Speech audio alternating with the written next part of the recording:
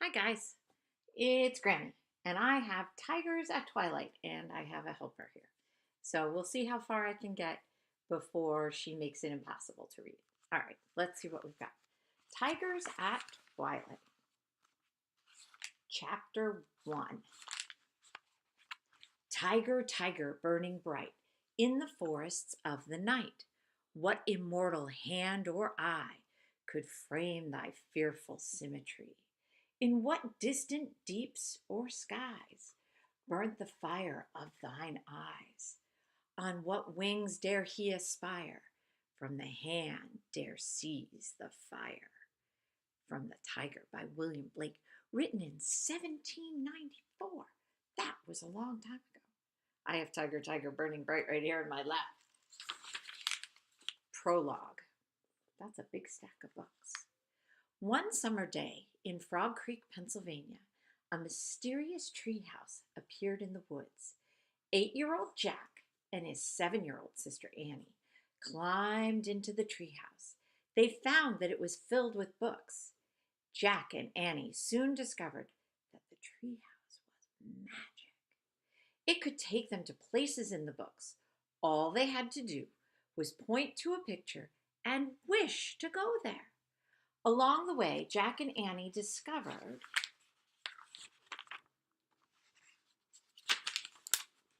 that the treehouse belonged to Morgan Le Fay. Morgan is a magical librarian from the time of King Arthur. She travels through time and space, gathering books. In the Magic Treehouse books number 5 through 8, Jack and Annie help free Morgan from a spell. In books 9 through 12, they solved 4 ancient riddles and became master librarians. In Magic Treehouse books 13 through 16, Jack and Annie had to save 4 ancient stories from being lost forever. In Magic Treehouse books 17 through 20, Jack and Annie must be given 4 special gifts to help free an enchanted dog from a spell. They've already received a gift from a trip to the Titanic, a gift from the Lakota Indians, and now they are about to set out in search of the 3rd gift. So, Chapter 1. How far away? Jack and Annie walked past the Frog Creek woods on their way home from the library. I miss Teddy, said Annie. Me too, said Jack. He's a really smart dog, said Annie. Yeah, said Jack, and brave. And wise, said Annie. And funny, said Jack. And here, said Annie. What? Said Jack. Here.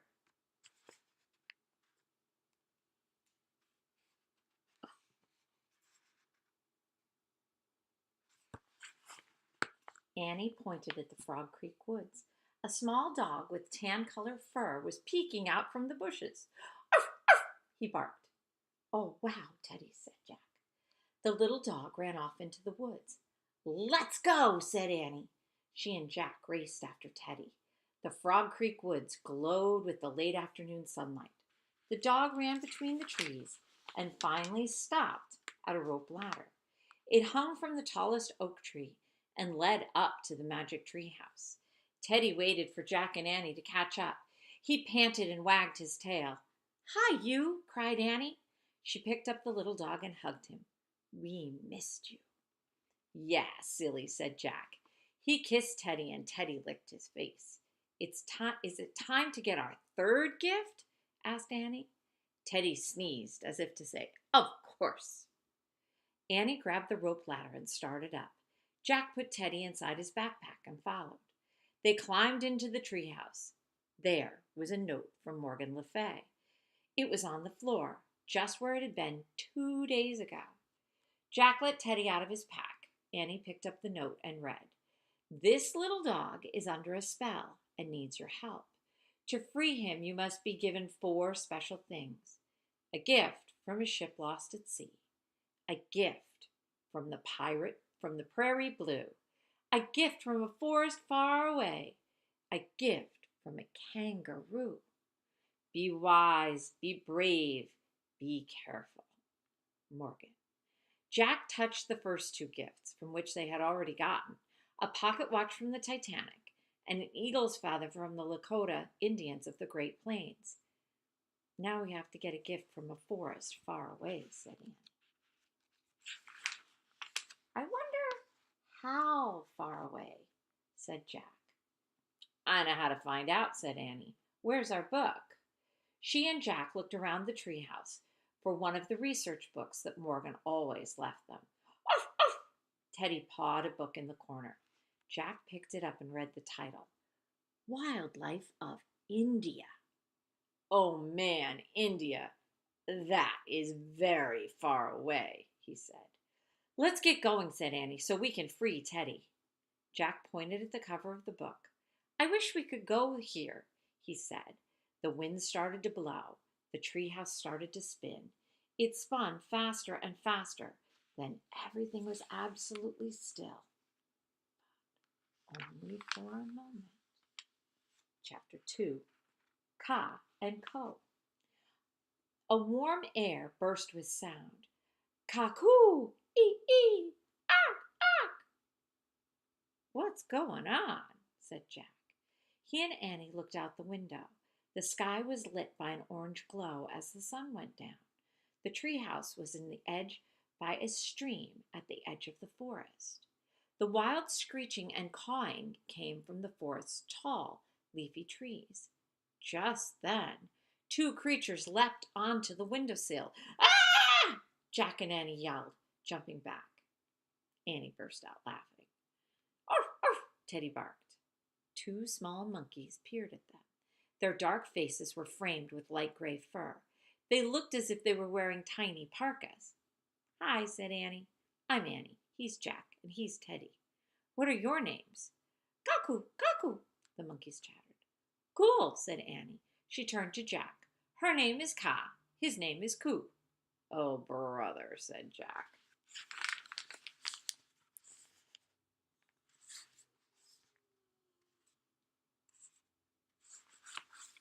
I'll bet he's her brother, said Annie. Ka and Ku whooped as if laughing at Annie's joke. Their yellow eyes twinkled. We came to get a gift from the forest, said Annie. Do you know where we can find it? The monkeys nodded and chattered, and then they started down the tree. Using their long tails and arms, they swung from branch to branch. They jumped to the ground and looked up. Come on, bring Teddy, Jack, said Annie, and she started down the ladder. Jack quickly flipped through Wildlife of India, and he found a picture of the gray monkeys. He read, This is a monkey called a langur, say, langur. The word langur means having a long tail. Jack pulled out his notebook and his pencil. He wrote, Langur means long tail. Annie's laughter came from below. It was blended with the sounds of the forest. Arf, arf, arf, arf, arf, barked Teddy. Okay, said Jack. He put his book, the notebook, and Teddy into his pack. Then he hurried down the ladder. Annie was playing with the langurs on the stream bank. Jack put Teddy on the ground. Ka bounded over to Jack and grabbed his hand. The langur's paw felt like a tiny human hand. Ka pulled Jack toward the forest. Ko pulled Annie, and Teddy scampered after them. The langurs climbed the huge leafy trees. They began swinging from branch to branch, just like kids on a jungle gym. Annie dashed underneath the swinging monkeys, and Teddy ran after her. Wait, Jack called, hurrying after them all. Annie, slow down. We don't know anything about this place. The langurs slowed down as if they understood Jack's words. Jack caught up with Annie. They walked through the forest. This is really amazing, said Annie. Jack agreed. The sunset gave the trees a fiery glow. The air smelled sweet. Look at all that stuff.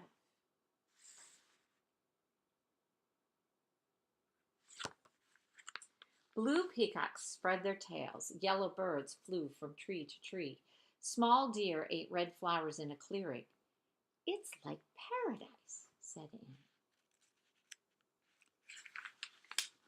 Yeah, but don't forget the title of our book, Wildlife of India, said Jack. Wildlife means scary animals, too. Jack noticed long, deep gashes in a tree as they walked by. He stopped. "What happened here?" he said. Annie just shrugged and kept on walking. Jack pulled a book out of his pack. There was a picture of a tree with gashes. He read aloud. "Tigers sharpen their claws on tree trunks. They leave big gashes in the bark." "What?" said Annie. She stopped and looked back at the tree. "See what I mean?" said Jack. "Tigers live here, and one of them just came this way." Chapter 3, Life or Death. "Cool," said Annie. "Tigers." Jack read more. "A wild tiger eats almost 5,000 pounds of fresh, raw meat a year." "Ooh, not so cool," said Annie. Jack went on. "Tigers usually leave elephants alone, and like many smaller cats, tigers often avoid wild dogs." Teddy growled. "Wild dogs, not a shrimp like you," Jack said to Teddy. "A tiger would eat you in a minute." Teddy growled. Just then, Ka and Coo began hooting. "Coo, coo, coo, coo!" the peacocks cried. "Coo, coo, coo, coo!" A small deer made short barking sounds and stamped their hooves. "What's going on?" said Annie. "We'd better put Teddy in my pack," said Jack, "to keep him safe." Jack slipped the dog into his pack, and Teddy's head poked out the top. "All set?" he asked the little dog. "Grrr," Teddy growled again. This time it was a deep, fierce growl answering back, and it seemed to surround them. Jack's hair stood on end. "Yikes," said Annie. "A tiger," said Jack. "Arf, arf," Teddy barked. Ka and Coo screeched at Jack and Annie from their tree. "They want us to join them," said Annie. "Come on." She grabbed a branch and started to climb up. Jack's hands were shaking as he put his backpack on. He grabbed a branch and pushed off the ground. He pulled himself into the tree. Another growl shook the forest. "Oh, man," said Jack. "Coo, coo, coo, coo." The langurs climbed higher up the tree. Jack and Annie followed them, climbing from branch to branch. The sky above was no longer glowing. The bright orange had faded to a twilight gray. Jack looked down. He couldn't see the ground at all. He listened for another scary roar. Only the cries of frightened forest creatures filled the air. "Maybe the tiger's gone," said Annie. Jack glanced at Ka and Coo. The langurs were cuddled all together. Their dark faces looked worried. "And maybe not," said Jack. "How can we get through the forest without running into him?" said Annie. "That's a problem," said Jack. "And it's getting dark. Soon we won't be able to see anything." Ka and Coo hooted again, and they pointed down the tree trunk. "Arf, arf," Teddy barked from Jack's pack. "Do they see the tiger?" Jack asked again. His heart was thumping. He couldn't see anything but leaves and branches. Then, far below, he saw a tree trunk move. "A snake!" said Annie. The snake was slithering around the trunk. It had black and tan markings. The snake's body was as thick as the tree trunk. "A python," breathed Jack. The python kept curling up the tree trunk. "Is it poisonous?" asked Annie. Jack pulled out their book. By the last light of day, he found a picture of the python. He read out loud, "The python is not a poisonous snake." "Whew," said Annie. "Not so fast," said Jack. He read more. "To kill its prey, the python squeezes it to death and then swallows it whole. A python can swallow an animal like the size of a full-grown deer." "Ooh, yuck," said Annie. "This is more than just yuck, Annie," said Jack. "This is life or death." Ka and Coo chattered at Jack and Annie. "Not now," said Jack. "We have to think." The langurs grabbed thick vines. They leaned back, and then they jumped out of the tree. Here comes the snake.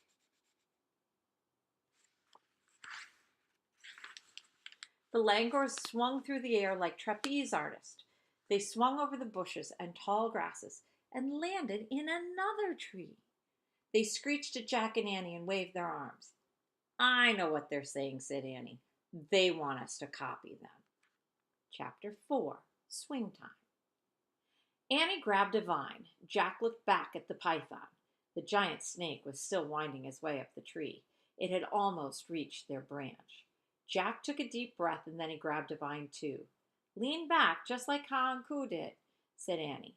Jack and Annie leaned back. 1, 2, 3, go, said Annie. They swung out of the tree. Jack felt his stomach drop. Air rushed by. Leaves and branches slapped at him. Suddenly, the forest shook with a great roar. Like a flame, a tiger leapt up from the bushes. His yellow eyes blazed. His teeth shone like daggers. His claws barely missed Jack and Annie. Ah! They yelled. The tiger crashed back down into the bushes. Jack and Annie swung into the langor's tree. Jack threw one leg around the trunk. He let go of his vine and held on tightly to a branch. Oh, man! He was in shock. The langurs patted him as if to make sure he was okay. Whew! That was fun, said Annie, sitting on a big branch. Are you nuts? Fun? Said Jack. The swinging was fun, said Annie. The tiger was scary. Just then the tree began to shake. Branches snapped below. Oh, no, said Jack. Can tigers climb trees? Asked Annie. Probably, said Jack. He hugged the trunk and squeezed his eyes shut. From below came loud sounds of chewing, smacking, and crunching. Teddy growled. Jack groaned. Now the tiger's eating the tree, he said. Annie burst into laughing. Ka and Ku whooped as if they were laughing too. Arf, arf, barked Teddy. What? Said Jack, opening his eyes. Look. Annie pointed at the twilight. A thick gray tube was waving in the air. Don't think that's a tiger. Another snake? Jack was horrified. No, an elephant trunk, said Annie. The trunk wiggled nearer to Jack and Annie as if it were sniffing them. It picked leaves from the tree and disappeared. Let's go see, said Annie. With Teddy still in his backpack, Jack followed Annie down to a lower branch. They peered out in the twilight forest. In the gray gloom, they saw a herd of elephants. One stood beneath their tree, eating leaves. Others munched grass. Hey, I have a really cool idea, said Annie. Chapter 5, Night Walk. Uh-oh, said Jack. What is it? I know how to escape the tiger, said Annie. Our book said tigers don't attack elephants, right? Yeah, said Jack. So we should travel through the forest on the back of an elephant, said Annie. Jack nodded slowly. That's a cool idea, but... No buts. I get on first, said Annie. She climbed down the tree until she was close to the elephant's back. Then she carefully lowered herself off a branch. When her feet rested on the elephant's back, she let go of the branch, and then she slowly sat down. The elephant let out a low, rumbling sound and shifted her weight. Don't worry, said Annie. It's just me. She patted the huge creature's back. Thanks, Saba. Saba? Said Jack. That's her name, said Annie. She just told me. Yeah, right, said Jack. Arf, arf, barked Teddy. Come on, Jack. It's not scary, said Annie. Jack sighed and slowly climbed down the tree. When he was above Saba, he lowered himself off the branch. He put both feet on the elephant and then he carefully sat down in front of Annie. Saba rumbled again. Tell her not to worry, said Annie. Pat her head. Don't worry, Saba.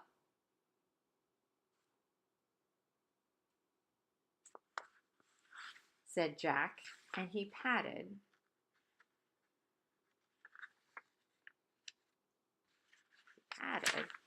the elephant's head. Her skin was rough and wrinkled. The elephant curled her trunk back and rested it on Jack's head. Hi, he said in a small voice. Saba flapped her ears. Ka and Ku swung to the ground in front of Saba. They chattered at her. She waved her trunk at them. The langurs began bounding through the forest. Saba followed. The rest of the herd followed in line. Saba walked with a calm, rolling motion. Jack felt as if he were riding over ocean waves. A full moon was rising above the trees. "Where are we going?" Jack asked. "Just relax," said Annie. "Ka and Ku know where to go." "Arf, arf!"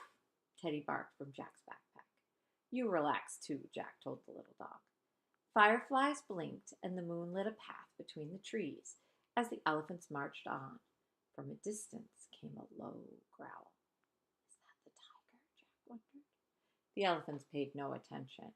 They just kept walking through the warm woods. They marched slowly under hanging vines and through misty clearings. Ka and Ku bounded ahead of them, two moon shadows leading the way.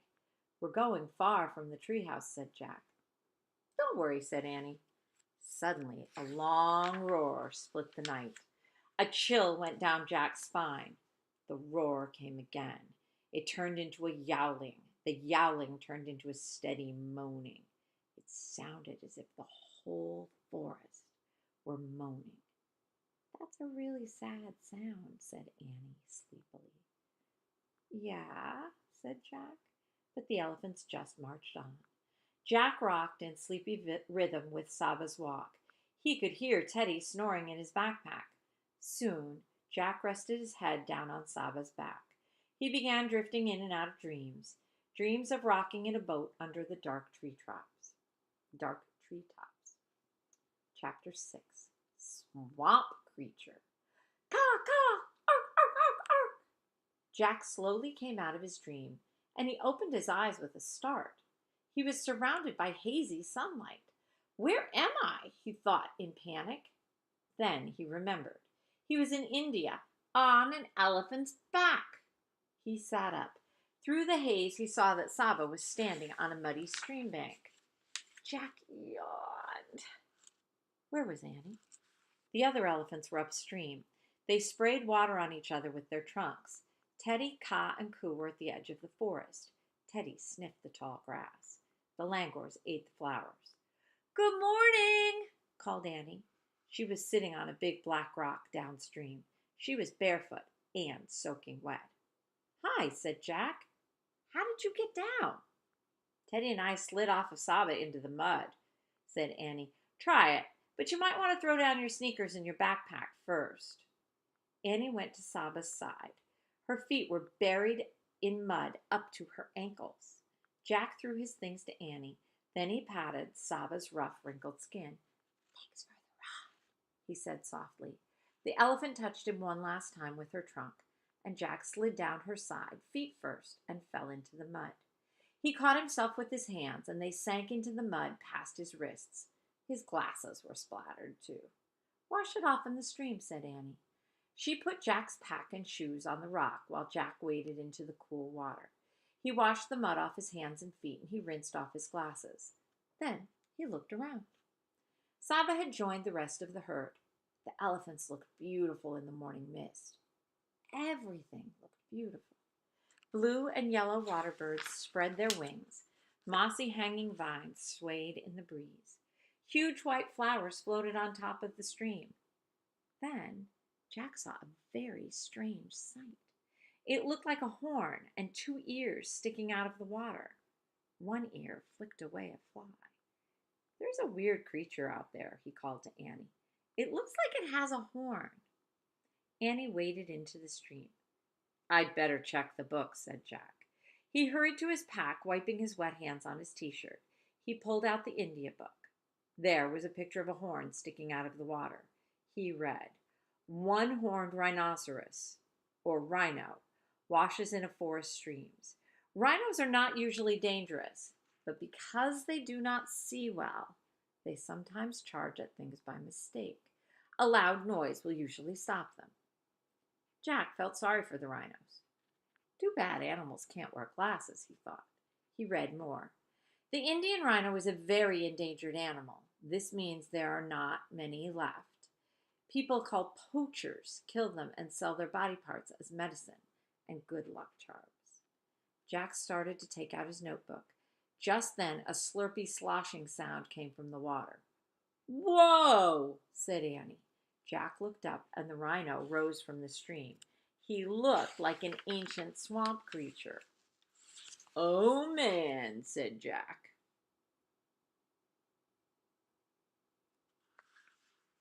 The rhino peered at Annie with his tiny eyes. Then he snorted and lowered his head. His horn was pointed right at Annie. "Make a loud noise!" Jack yelled. Annie clapped her hands and shouted, "We come in peace!" The rhino stopped.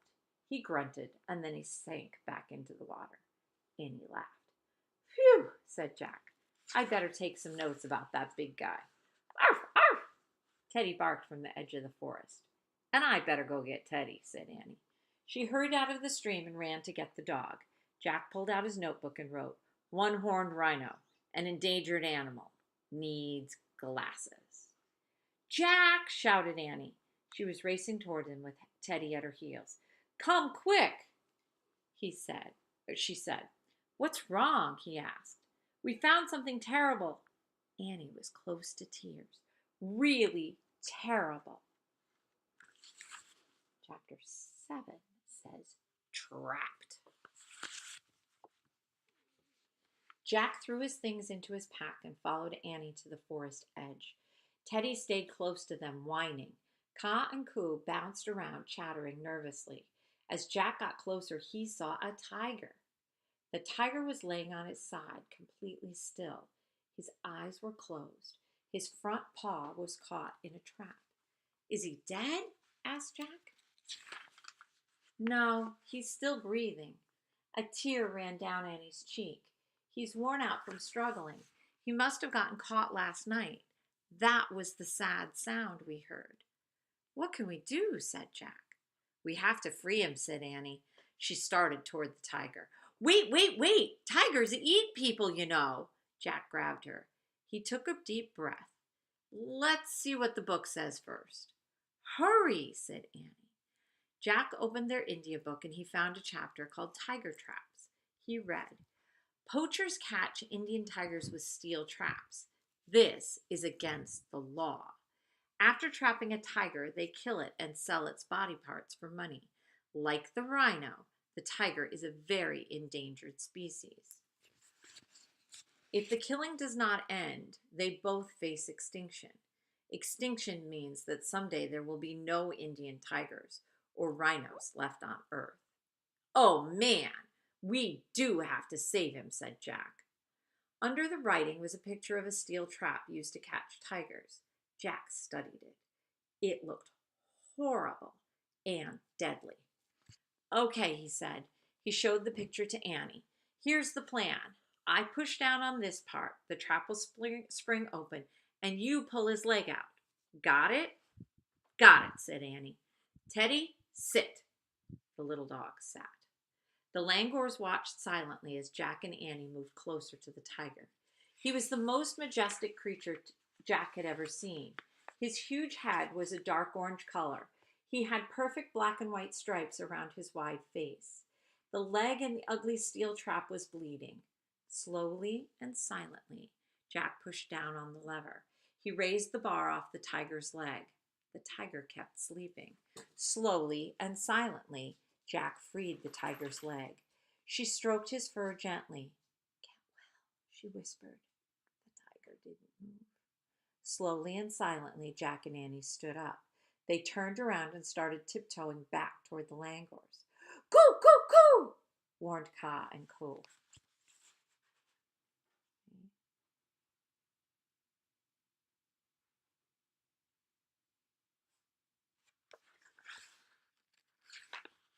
Jack and Annie turned back.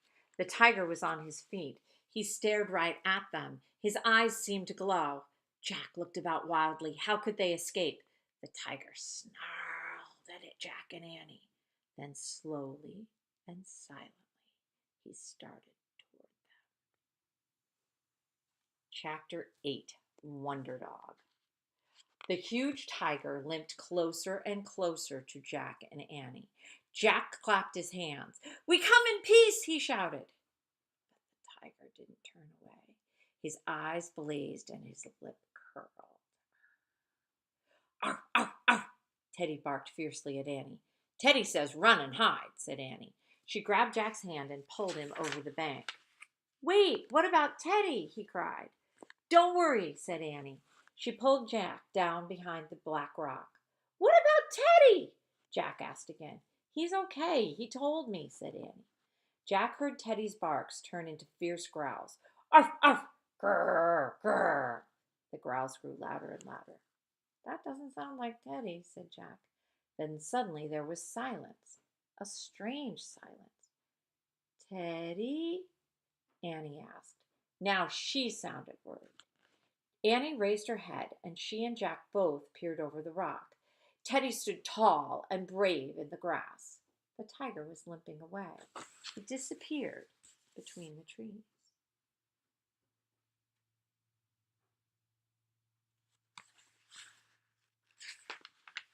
All the forest seemed to hold its breath until Annie broke the silence.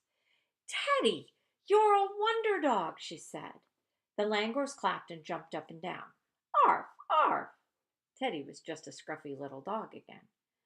He wagged his tail and ran to Annie and Jack. Annie scooped him up into her arms. You saved us, she said. How did you drive the tiger away? Asked Jack, rubbing Teddy's head. Did you turn into a wild dog? Teddy just panted and licked them both. Jack put his glasses in place and looked back at the forest. Well, I guess we won't be getting a thank you gift from the tiger, he said. Annie laughed. I guess not. I wonder where our gift is, she said. I wonder where our treehouse is, Jack said. Ka and Ku chattered at Jack. Then they bounded down the bank, waving their arms. They want us to follow them again, said Annie. Come on. She and Jack grabbed their things off the rock, and they hurried down the stream after the langurs. The water shimmered in the early light. Silver fish leapt into the air. Teddy bounded ahead with Ka and Ku, and soon they disappeared around a bend. Jack and Annie followed them. When they went around the bend, they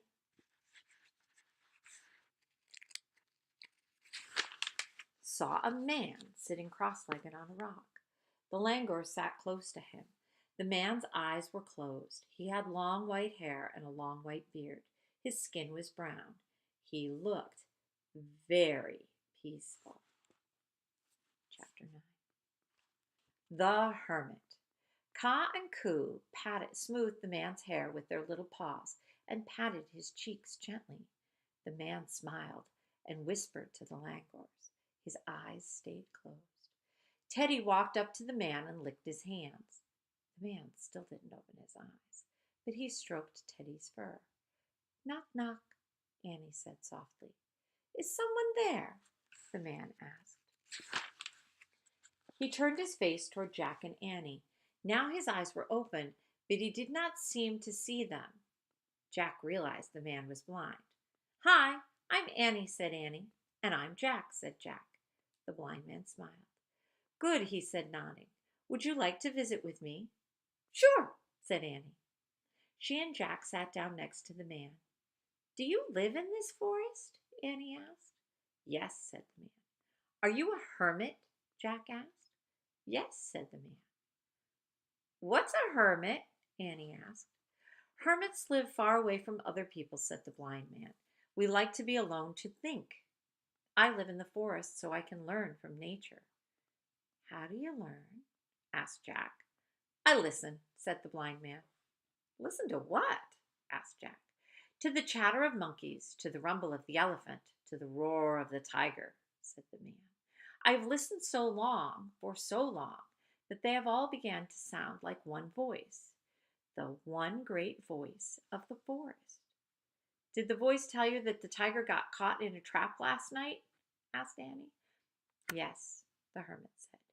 Did it tell you that after we saved him, he tried to attack us? Said Jack. The blind man smiled. Please bring me one of the white flowers floating on the stream, he said. Jack wondered why the hermit was changing the subject. But Annie jumped up and hurried to the stream. She pulled at one of the large flowers, and it came up, muddy root and all. She took it to the blind man.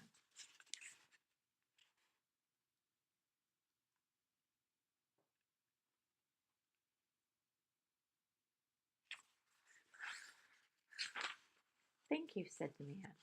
The man touched the flower's large white petals and its sturdy root. This is the perfect lotus blossom. It grows from the dark, thick mud. Its beauty cannot live without its ugliness. Do you understand? Yes, said Jack and Annie. When you saved the tiger, you saved all of him, the blind man said. You saved his graceful beauty and his fierce, savage nature. You cannot have one without the other. Oh, right, said Jack. Take this lotus as a thank you gift from all of the forest for saving our fierce friend, said the blind man. Our world would not be complete without him. Annie took the gift from the hermit. A gift from the forest far away, she said. Arf, arf! Teddy wagged his tail. The langurs clapped. We can go home now, said Jack, if we can just find the way. Do not worry, said the blind man. Your house in the trees is close by. The elephants walked in a very large circle, so you are back at the place where you started. Really? Said Jack. The blind man pointed to the sky, and there was the magic tree house, high in a nearby tree. Great, breathed Jack. I told you not to worry, said Annie. She and Jack pulled on their socks and shoes and stood up. Before they left, Annie touched the hand of the blind man. Thanks for everything, she said. The man held her hand for a moment. Then he took Jack's hand. Jack felt a wave of calm wash over him. Thank you, he said to the blind man. Ka and Ku chattered and held out their long arms. Jack and Annie hugged the two langurs.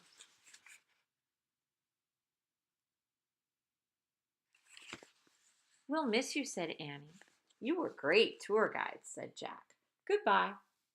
Then he and Annie took off for the magic treehouse with Teddy scampering after them. At the rope ladder, Jack put Teddy into his pack and climbed up. Annie carried the lotus blossom as she followed. Inside the treehouse, Jack picked up the Pennsylvania book. But before he made a wish, he looked out the window with Annie. In the distance, they saw Saba and the other elephants bathing in the stream. They saw Ka and Ku swinging on vines. They saw the tiger sunbathing in the grass, licking his sore leg. They saw tiny deer grazing. They saw bright birds in the tree. They saw the blind man sitting in front of his cave. He was smiling. Jack opened the book. He pointed to a picture of the Frog Creek woods. I wish we could go home, he said. The treehouse started to spin. The wind started to blow. It blew harder and harder, and then everything was still, absolutely still. Chapter 10. Who are you, really?